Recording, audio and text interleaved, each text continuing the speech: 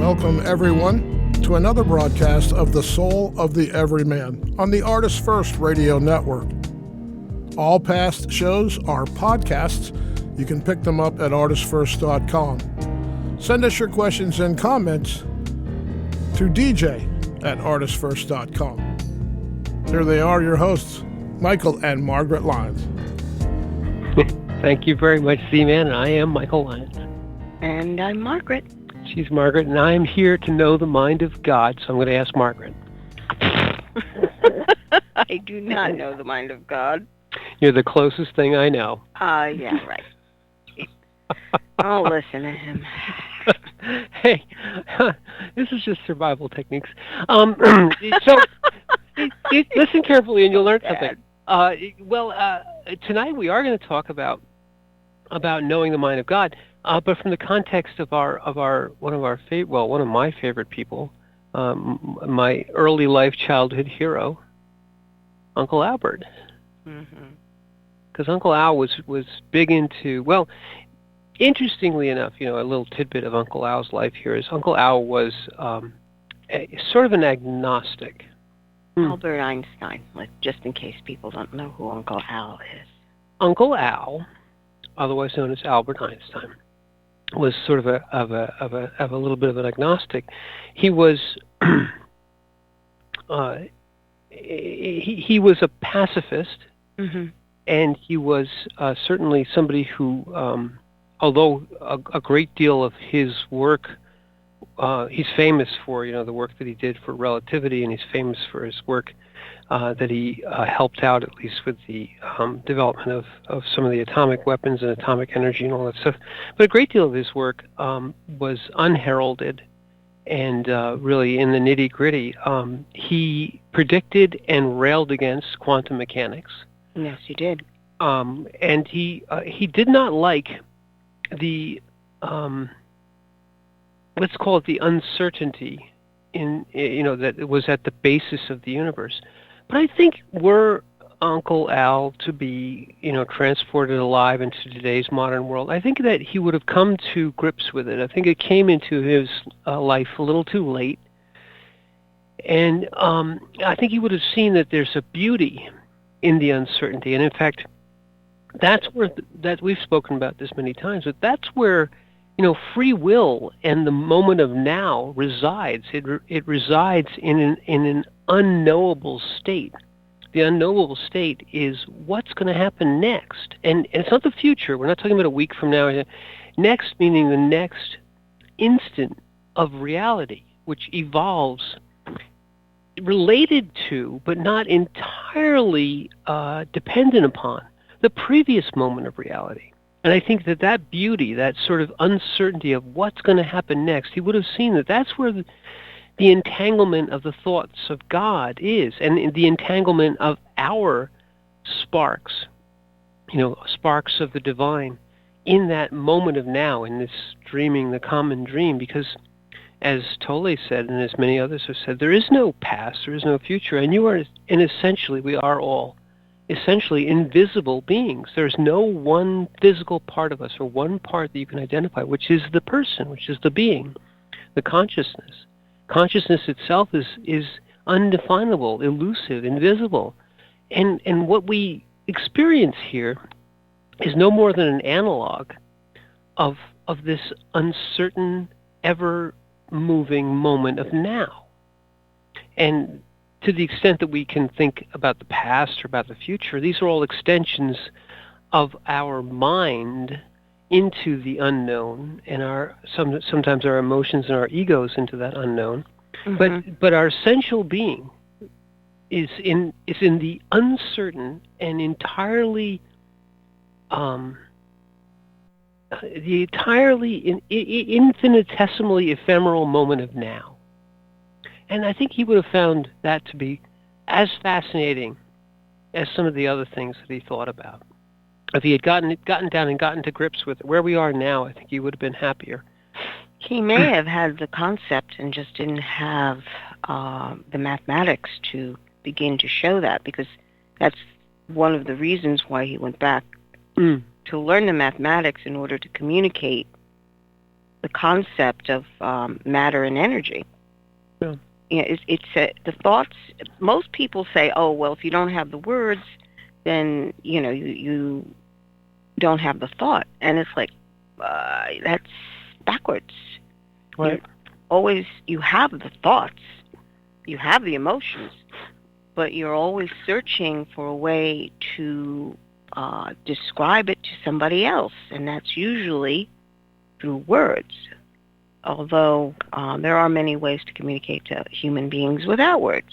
But regardless, if you looked at mathematics as the way or the language where you can take these concepts and examine them in a different way, that's probably where, if he was here now and he was able to look at the mathematics that is available to him. Now, I personally think that he had a lot going on that he just couldn't express. Right. And that, I think, his problem with the quantum mechanics is that it seemed not to fit. But now we know, and I think he would have come to know, that not only does it fit, but it fits so incredibly perfectly at the place where it has to fit. Right. At far below the level of Newtonian or relativistic or Einsteinian physics, far below that level, but yet essentially has to be there, because that uncertainty at those imperceptible levels is where the moment of now collapses out of the randomness of the not now and provides some context for the then, the thing that happened before the now.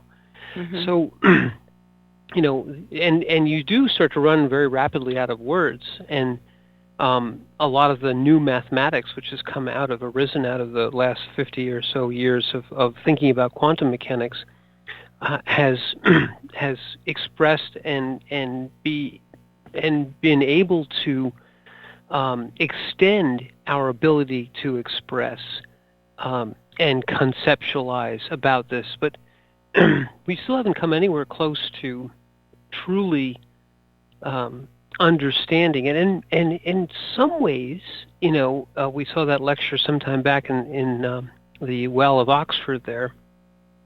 In some ways, the closer we get to the quantum mechanics, very much like the uncertainty principle, the more difficult it gets to define. Right. And maybe that's something we're going to just have to live with. And it's an analog, Margaret, I would say, of where we are in relationship to the mind of God. Getting Einstein's quote, maybe we should read Einstein's quote. Okay, let's read Einstein's quote. Why don't you do that, because I need a cough drop. Okay. Okay. I want to know how God created this world. I'm not interested in this or that phenomena, in the spectrum of this or that element. I want to know his thoughts. The rest are details. Albert Einstein. Albert Einstein. And it's quoted many times and paraphrased many times, but this was the closest I could find to an original source. And I believe it was in a magazine interview, a since-defunct magazine interview. A since-defunct magazine in which he was being interviewed. And it was at the height of his career. It was in the late 50s. His fame was riding very high. He was very, very well known in scientific circles. His theories, which when he had first espoused them, were scorned, and he was basically treated like a pariah, and that he was untutored and untrained, and these were just ridiculous concepts. They had all been borne out, and many of them had been tested with physical phenomena, the lensing effect of gravity and all these other things. And he was really riding the height of fulfillment of his scientific career. So everybody wanted to know what he thought about things. And in this quote, we get close to, I think, his underlying motivation. It wasn't to become this world-famous physicist or to develop this or that theorem. He was seeking, as we all do, for the relationship with our spark to the eternal. The first phrase here, I want to know how God created this world. And by world, he's not talking about the dirt under his feet, although that's part of it. But from the point of view of a physicist, he's talking about the entirety of this universe. Right. And in essence, it's the origin question. What in the blue blazes, where did it all come from? And at that time, the prevailing theory, there were actually two of them. There was the steady state theory and the Big Bang theory. And the prevailing theory that was starting to prevail was the Big Bang. And many physicists, I think Einstein included, were very uncomfortable with the Big Bang because it's the big MacGuffin in the Big Bang, kind of the elephant in the room, was what compressed the whole universe down into an infinitesimally small, really at the time, we will say it now, but at the time it wasn't known, a quantum particle, a wavicle, a thing which contained everything. And when you have a mind like Einstein's or some of these other physicists that are struggling with these questions today, this bothers the hell out of you. You're like, all this from basically what could be very conveniently described as nothing. Well, the other obvious aspect of that is, how can something come from nothing? Exactly. You mean to tell me it just poof appeared?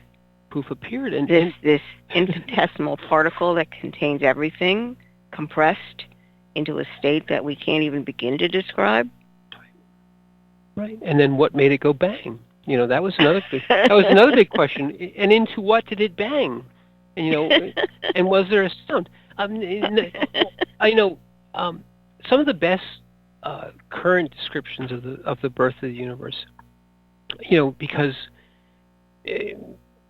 at that moment, and it's very difficult to even say, at the time before the universe existed, because all those words in that sentence make no sense together. Correct. But it's correct. That's true. You can say that, but it actually means absolutely nothing. In the time before the universe existed, it's complete gibberish, but it sounds good.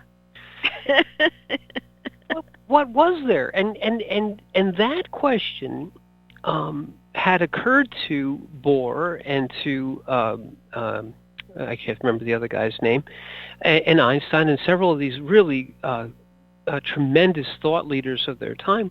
Because if the steady state theory was very appealing, the steady state theory of the universe was that very conveniently the universe always existed, it always would exist, it was always going to exist, it was just there. It's just like we found it on the street corner. Here it is, the universe. And it was a very wonderful theory, but people ran into problems with it. And one of them, one of the big ones was what's his name with the I can't think of his name right now, but the big problem was that the redshift issue. The redshift.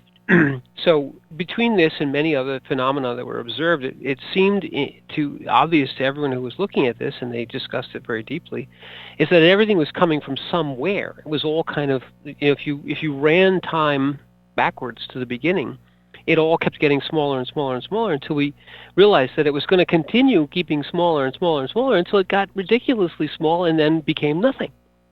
And that bothered the hell out of a lot of people, including Einstein. And so his first statement there, I want to know how God created this world, was sort of a distilled, I'm going to say this to the magazine audience in a way that they can understand it. But the thing that he's really saying is, I don't know, and nobody knows, and it doesn't make any sense at all. Mm-hmm. And we've come a lot further, another 100 and some odd years. And the lecture we saw just the other day with that brilliant guy, he wrote all the equations down that described everything, Einstein's and Maxwell's and all these other guys. And he put them all on the white page, and he said, okay, this basically describes everything that we know. And then we now know that this describes less than, let's say, 5% of the universe, maybe even less than that. Right. And 95% is not only unknown, but we have no idea how to even begin to know anything about it. And he's like, and he says, "Sorry, that's it. There we are. Thank you very much. Thank you for coming." It's like the end of his lecture. He's like, "Well, you mean there's not a coda to this? That the symphony just ends?" No, they explain something. But what he's basically saying is that they are striving with everything they've got to using every tool in their toolbox, which is quite vast if you think about it. It's all the mind tools, exploration, the mathematics, the verification. All the big machines. Yeah. The particle sliders. And still, we don't know what most of the universe is made out of. and how it hangs together. And then the kind of the kicker of the whole thing is that most of the universe we cannot even interact with. We are the ghosts in this universe, in the sense that the rest of the universe, 95% of the universe, let's say, would look at us and say, well, that's just, some sort of rounding error in the lower decimal points that no one cares about. It's just rounded. Rounded down. we round down the 5%, and we know everything. And I don't know what that stuff is. We don't really care. It's just like this dust and sparkly stuff that no one cares about. It's just. And so we're the dust and sparkly stuff in the corners of the universe trying to figure it out. And so Einstein, being the brilliant physicist and thinker, knew that, and didn't, in a very nice way, without trying to shock people, was saying, I, meaning all of us, want to know how God created this world. Where did this all come from?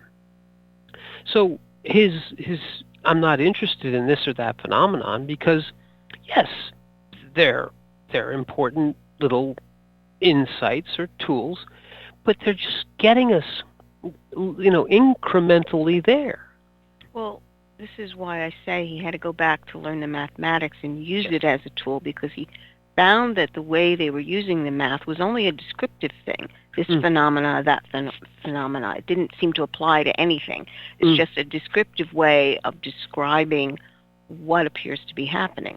When he realized that you can actually take it and use it for something else, then he began to learn and then apply it differently. Yeah. And he had to go back and get his tensor calculus. Right. But it's really fascinating because when you think about, this is stuff when you're little, you're always, everything is so overwhelming when you're looking out at life. But what I remember is when we were taught in grammar school about this idea of what an atom is. And of course they start with the classic Bohr's model. Right. Where you have your nucleus and you have your electrons floating around the outside. Orbiting in the Bohr model, yeah. Yeah, Bohr's model was orbiting. So we were like, oh, that's kind of, because you're sitting there going, that's amazing. So you could, and then they tried to give it a scale, which just blew me away.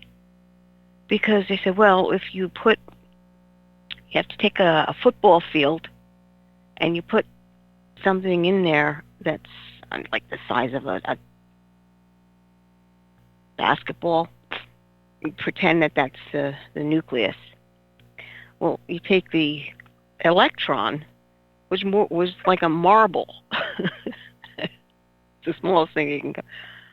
But it was so far out of the football field, orbiting. So this is the point he was trying to make was it's mostly space between the electron and the nucleus. And that blew me away because I'm like, well, how is it that we are able to touch anything if most of our substance, all our molecules and atoms are made up of space? Wait a minute. And fascinating, really. Yeah. And it gets worse and worse. It gets worse and worse because, worse. now we would, if you were truly, in this lecture, this gentleman in Oxford who was doing the lecture, he gave sort of a history of the atom, if you will, and he got up to the point where we were at the quantum mechanical description of the atom. He said, this was good. Okay, we understood it, and the particles here and this and that and all the uncertainty, and then we got a little bit deeper and we realized that none of that was true. That everything before everything we've been telling graduate students and postgraduate students all the way up to this, like the 7th year, whatever the heck it is, all that's a lie. And we pull back the actual curtain and we say there is nothing in the box. There's no box. Right. There's not as the nothing in the box, but the nothingness in the box is nothing too. It's all nothing. He basically said that everything we can describe out to the bounds of the universe, and there are no bounds. It gets worse and worse. Is all just fields.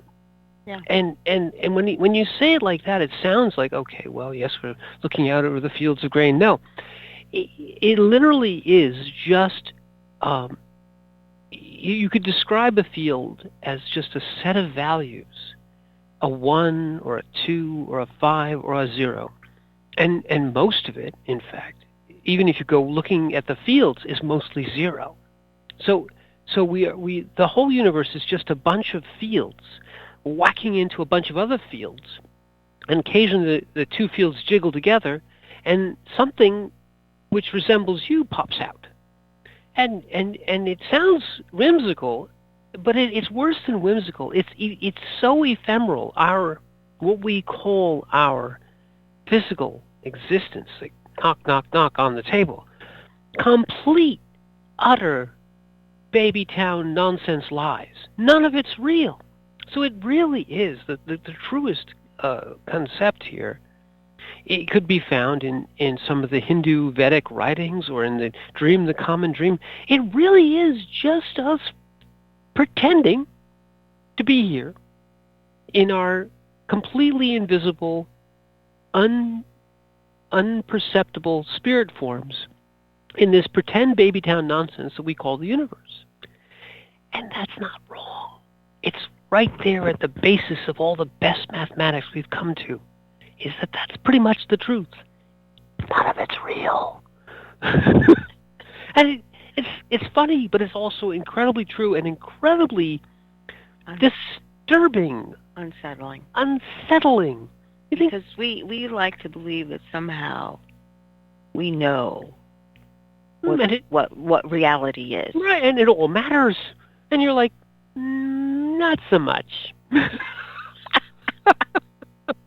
And then we get all bent out of shape about things which really, even in the physical universe have very little true meaning. And when you get down to the actual mathematical description of what we call the universe, it very much maps into that 95% of it or more is unknown, because we're not anything. We're just some wiggly stuff that wiggles together, and we play around in it. It's like a sandbox. It's like this 5% is for the children to play in, while the rest of the 90%, right? True. We're at the kids' table having. This is the water table. If you're talking about fields, it's the water table. It's the water table, and we're. This is the sensory table, as the kids, as you're introducing them to, and you're learning what it means to pour one into the other, and you have sand in there and the different density. Just play. And it's a place where we can't get too hurt. No matter what we do to each other, we just go back to source, and we learn a little bit. And then eventually, in this timeless place, which we think there's time, but in this timeless place, we get a little ascended. We get a little out of it, and we get to go into the big person's table and be an actual, So this is really, at the end of the day, we're tucked away in a rubber room for the crazies, yes, to play in, right? So this is a great leveler. of experience. You say, well, gosh, if you really take that in, you really have to lose your ego entirely. What ego? You have to just say, wow, man, like heavy. It's oh man, there's nothing that matters beyond being a being in this space, so that you can learn enough to get out of it, because you're in a form of kindergarten, a place where you can do things and learn things without hurting. We're in the rubber room. We're in the playpen, and it's fine, but we have to realize that. I think coming to that realization is part of the steps. And when you spend your whole life learning everything you possibly can and all the deepest mathematics, and you finally come to the end of all that, and you write all the equations down, and you go, we're in a rubber room, we're in a playpen, what the hell? And you go, I'm going to go have a beer. Because it doesn't matter anymore. It just doesn't matter. It does matter. It does matter, but at a very different level. It becomes a place of intention. Well, when we say it doesn't matter, it's realizing that you cannot. Your physical mind cannot wrap its head around this concept. And the vastness of it is really there to get you to realize that it's so immense past your mental ability. The state of being is so immense that you cannot think your way out of your paper bag. Right. Or can you move your way? Mm-hmm. You have to realize that the vastness of the physical is only here as an illusion, to kind of corral your ego and your mind trying to understand it. And if you come to the end of that, you finally get to the end of that, you get to the end of the universe. You get to the end, and you realize that not only is the end of the universe, that the vastness of what we perceive here immaterial, it's also not important. It's completely unimportant. Well, I'm trying to remember now who was introducing this, but taking the Big Bang, okay, and that moment where that first quanta came into existence and everything exploded out into that whatever void. Yeah. That's the beginning of time. Yes. That's how time was created. It starts there, and you sit there and you go, well, how does it end then? Because we are in this one little slice of time. And that's interesting to me, because we have extended part of our being, our conscious state, into this little nexus of creation. It's like, okay, we're picking this point in time where this particular world has coalesced in this particular space. It's like, okay. Yeah. And the funny, not funny, but all the words that we're using here, time and space and here and now, in one sense, they're all meaningless because they're descriptions of something which doesn't exist. They're meaningful because we need them here to describe here. But if you get closer and closer, like the quantum mechanics, the closer you get to the meanings of these words, the more elusive and unimportant they become. And you know what? Let's take an elusive, unimportant break and listen to some very important, universally important commercials and things like that. And then we'll come back on the other time and talk about Uncle Albert.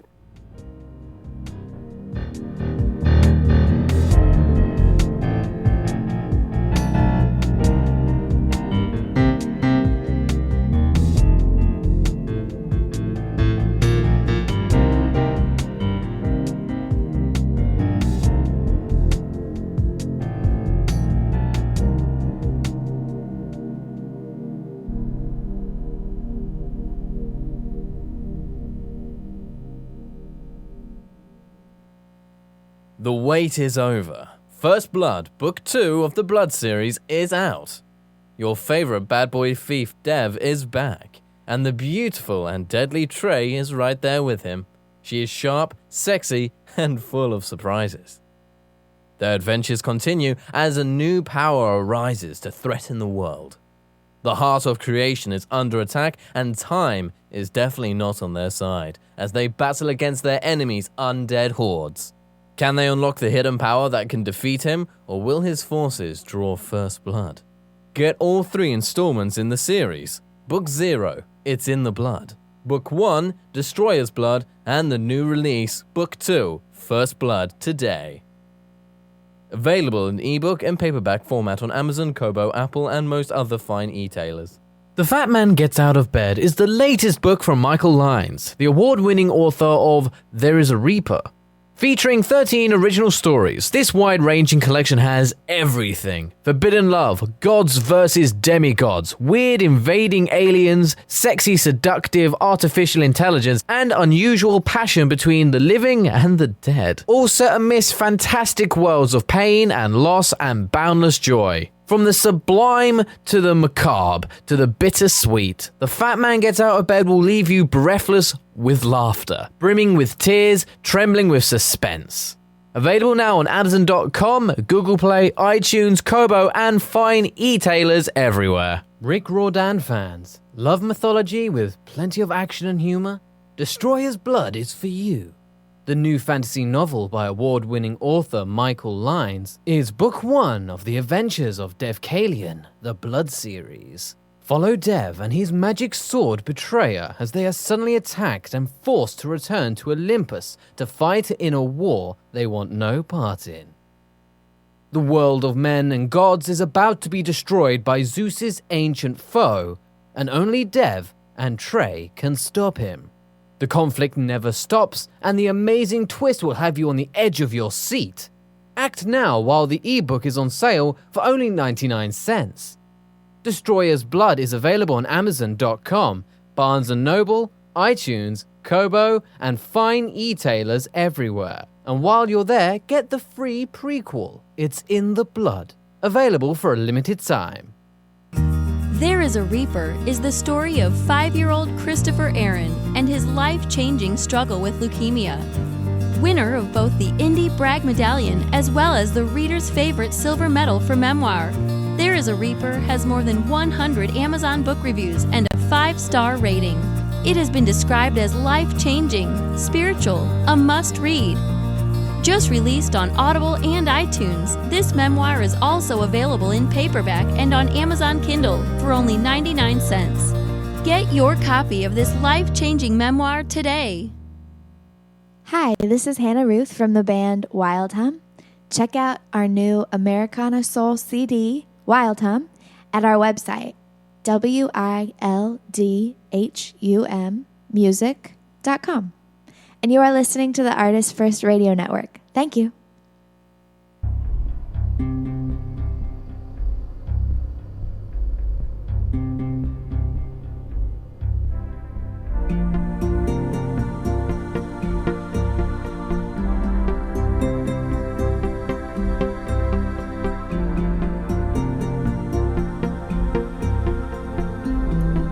Thanks for joining us on The Soul of the Everyman. For a transcript of today's broadcast, download the program and write down everything they said. Back to your hosts, Michael and Margaret Lyons.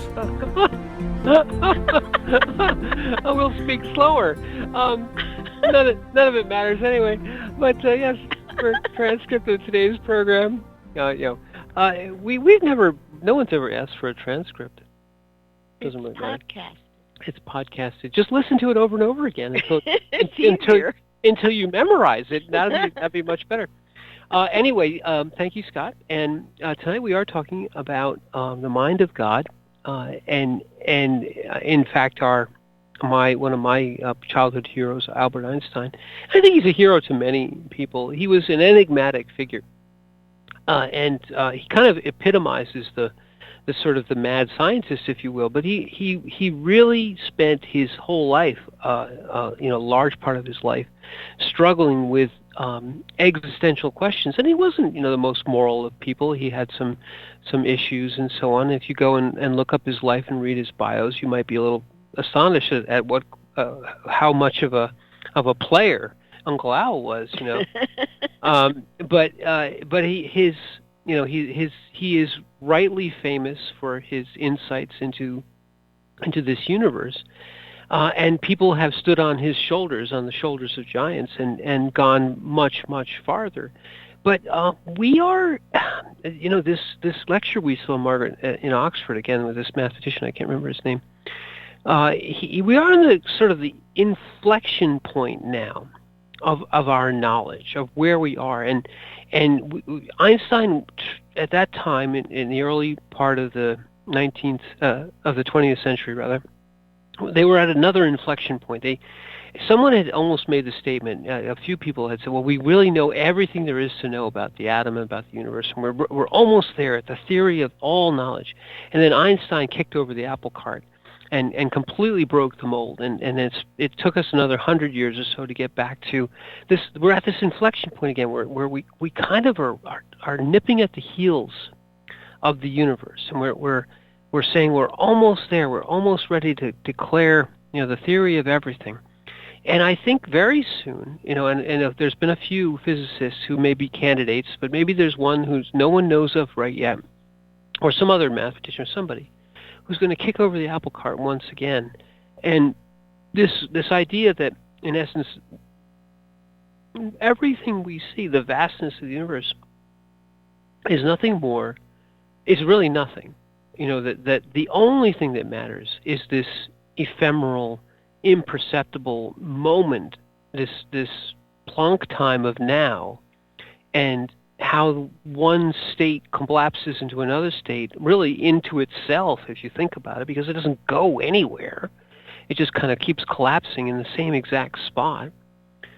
This illusion of what we call time, this illusion of what we call space, and all the perceptions, and then you wring all that down and say, well, what are we doing here? Where does consciousness fit into this? And then you're in the realm of the metaphysical. But the metaphysical and the physical are starting to get really closely tangled. Mm-hmm. And I think we're at a point where something's just going to kick over the metaphorical apple cart, and we're going to go into another dimension of knowledge, or another dimension of existence. Where we are now, our concepts were very much in the 19th century bound by the physical. In the 20th century, we were bound by sort of these great concepts of time and space and how things were interrelated. In the 21st century, we're now tearing the universe into the tiniest of shreds and realizing that there is no universe per se, but something else. You can feel it. You would need a new mathematics, and this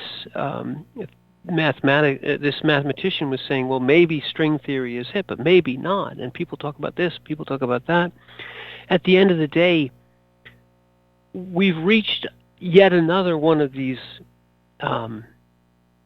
let's call them step functions in our existence. And it's interesting because, for those of you who know a little bit about quantum mechanics, that's how the universe operates. It doesn't operate in a smooth, continuous way. It has steps in it. And when you go from level A to level B, there's no transition. It just happens. And when it happens, you're just on a different level. And the level that you were on before is no longer existing in some regards. You're just on a different level at a different instant. Both of those things mean nothing, levels and instants, but you understand. There's no intervening learning steps. Your good friend wanted things to progress in a smooth transitional manner, and you said no. It happens. You go from A to B, and there's nothing in between. And she just couldn't wrap her head around that. Yeah. Many people are like that. Well, they're uncomfortable with the idea that you've got to make this leap, because it usually means you have to put aside everything that you've known, and and go for it.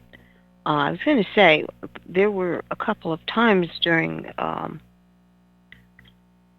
the development of the physics, the understanding, the theories, where in college they would be telling the physics majors, oh, you're going to have to find a new major because we're just about ready to wrap up everything. And we're done. And we're done, and there's nothing new to discover. Right. I sat there and I said, really? Really? Wow. And then suddenly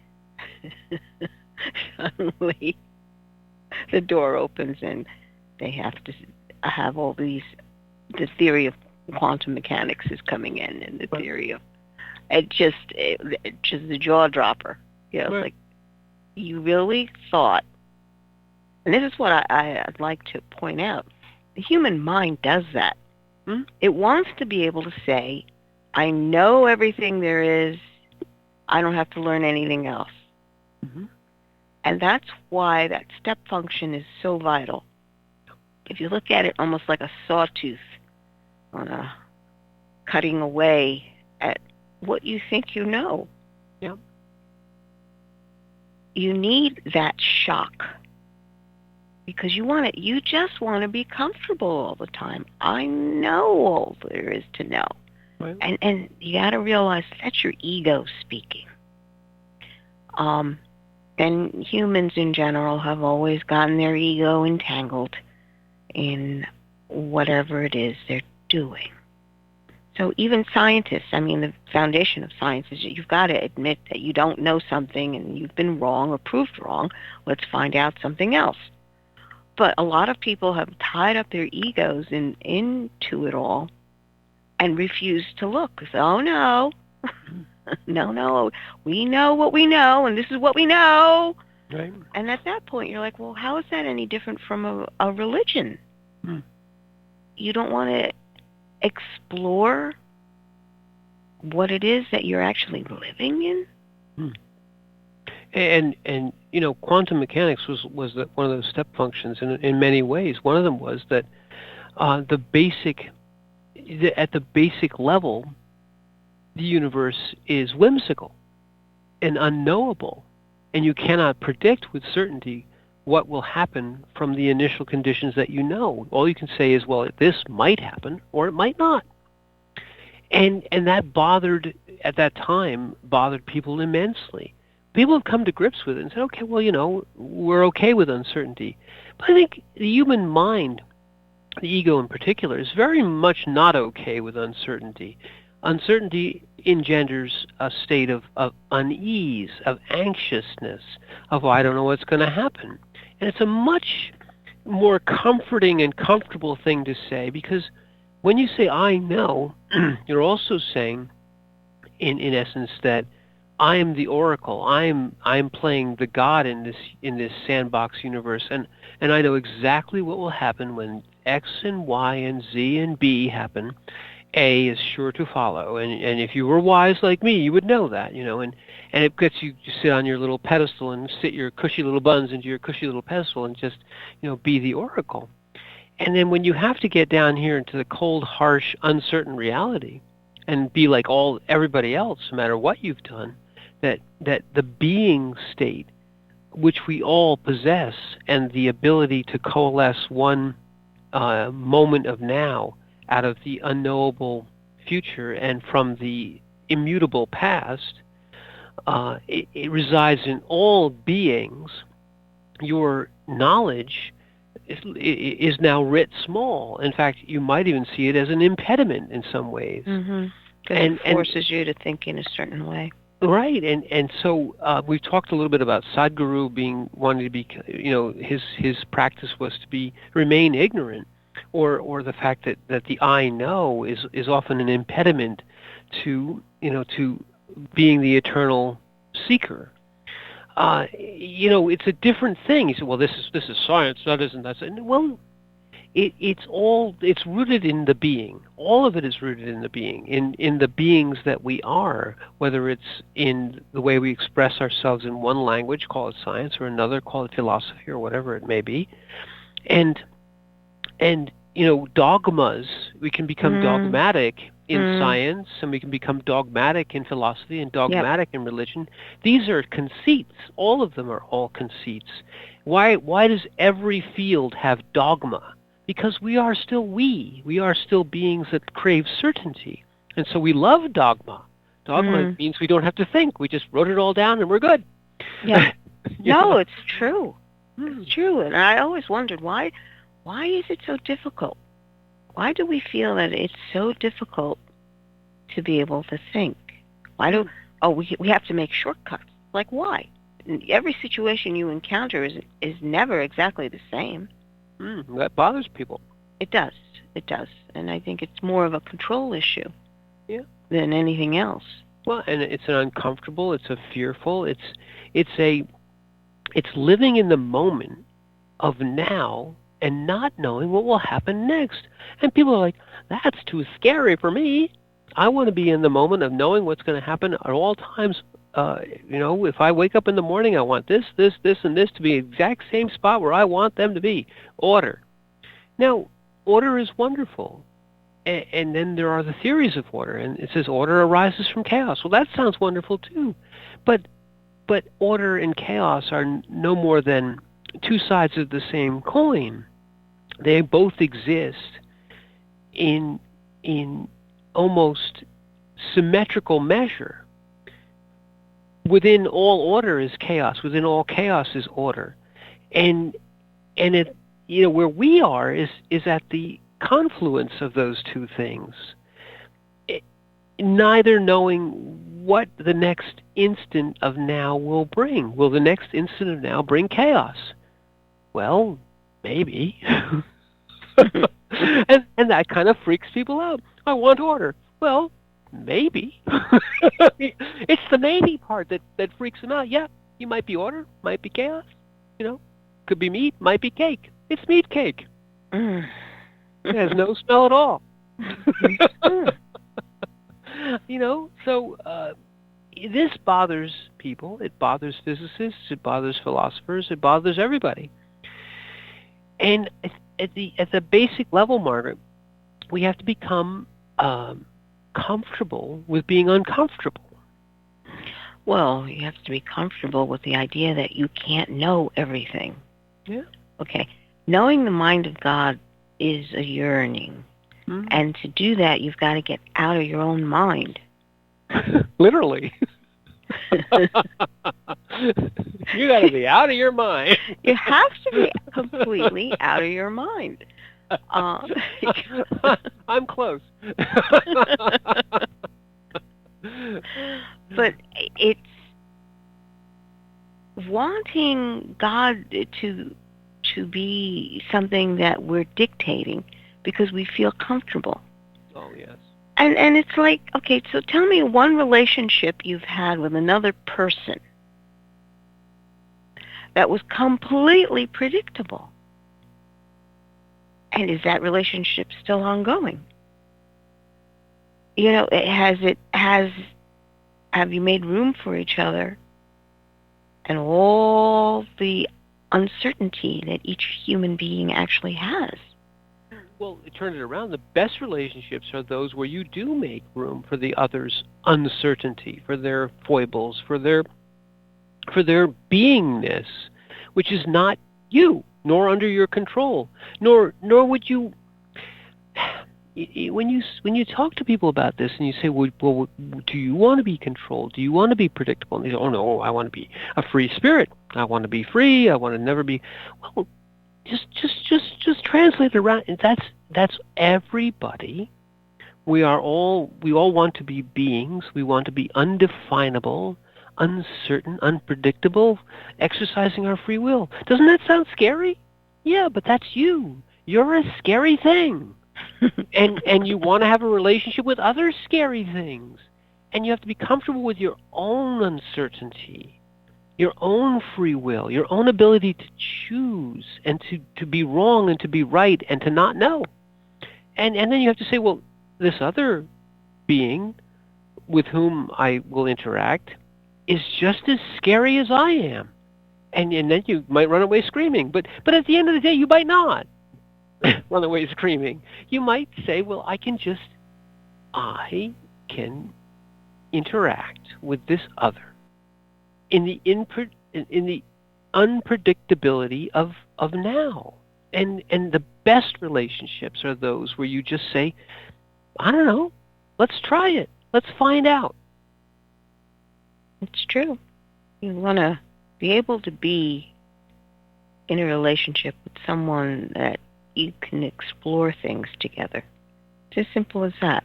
Where you're both free. Mm-hmm. You're not constrained.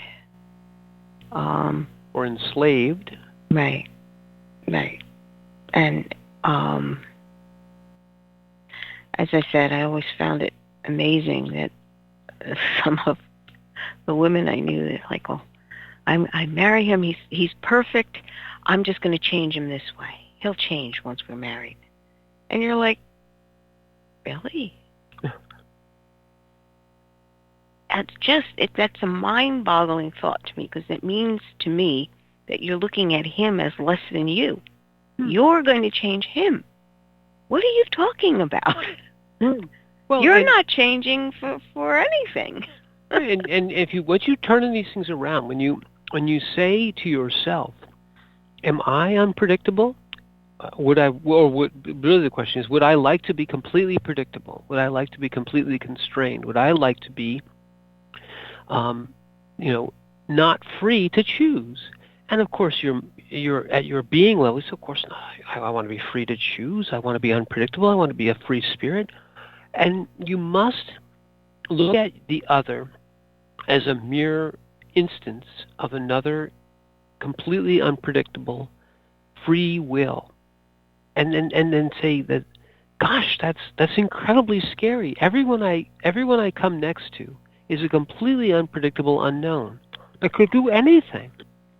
And then from that arises a respect for the other, and an ability to say, I want them to be free, and I want me to be free. And so to do things together, we must agree. Would you like to go out to dinner? No.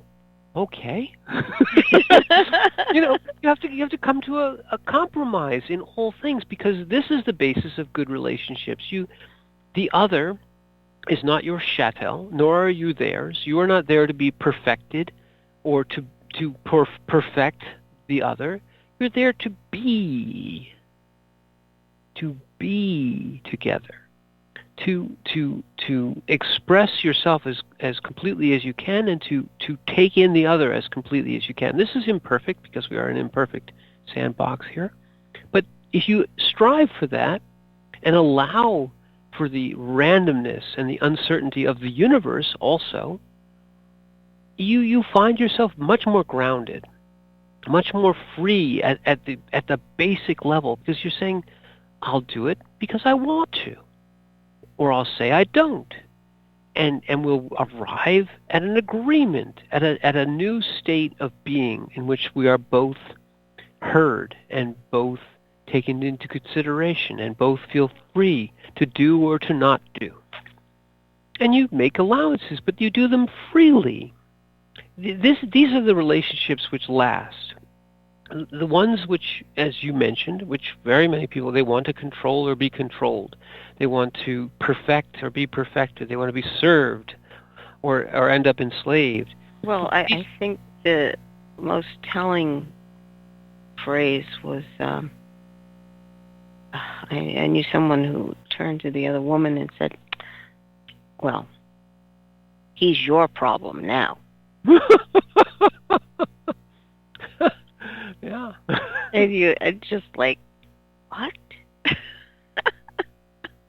Like, where are you coming from with this statement? You felt responsible somehow to change this guy?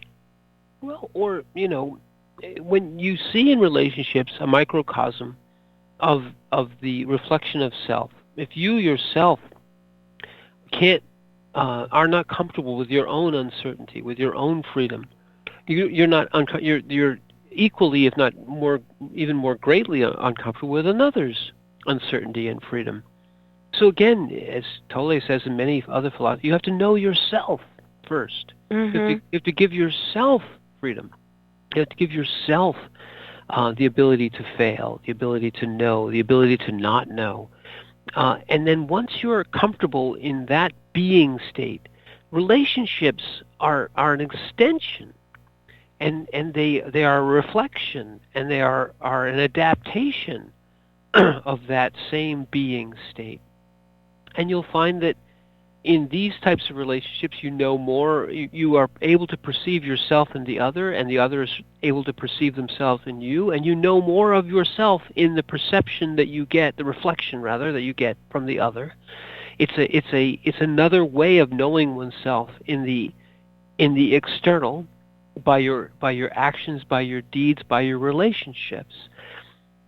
By creation, the act of, either individually or cooperatively, you see a reflection of yourself, and you can identify in without identifying, without becoming, but you can say, I did that. I feel that I have expressed myself in the changes I made in something that is not me, a person or a thing or whatever it may be.